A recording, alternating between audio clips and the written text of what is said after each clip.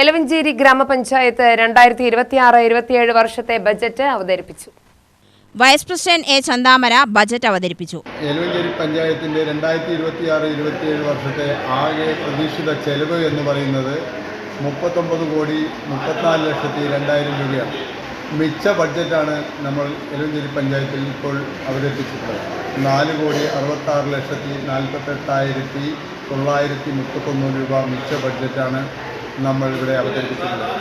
സർവസ്പർശിയായ എല്ലാ ഭാഗങ്ങളെയും ഉൾപ്പെടുത്തിക്കൊണ്ടാണ് എലവഞ്ചേരി പഞ്ചായത്തിൻ്റെ വികസന സാധ്യത മുൻനിർത്തിയിട്ടാണ് പാശ്ചാത്തല മേഖലയാണെങ്കിലും പാർപ്പിട മേഖലയാണെങ്കിലും റോഡാണെങ്കിലും ആരോഗ്യമാണെങ്കിലും അതുപോലെ തന്നെ കളിസ്ഥലമാണെങ്കിലും ടൂറിസമാണെങ്കിലും എല്ലാ പ്രവൃത്തിയും എല്ലാ ഭാഗങ്ങളെയും തൊട്ടുരുമ്മിക്കൊണ്ടുള്ള ഒരു ബഡ്ജറ്റാണ് എലവഞ്ചേരി പഞ്ചായത്തിൽ നാം അവതരിപ്പിച്ചിട്ടുള്ളത്.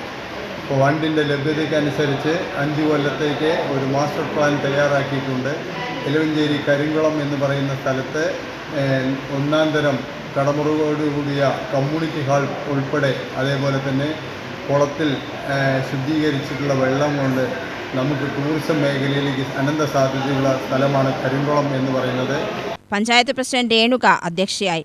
Block president Sudha Raveendran, panchayat secretary Vijil Mohan, ഭരണസമിതി അംഗങ്ങൾ, നിർവഹണ ഉദ്യോഗസ്ഥർ, പഞ്ചായത്ത് ഉദ്യോഗസ്ഥർ, പൊതുപ്രവർത്തകർ എന്നിവർ പങ്കെടുത്തു.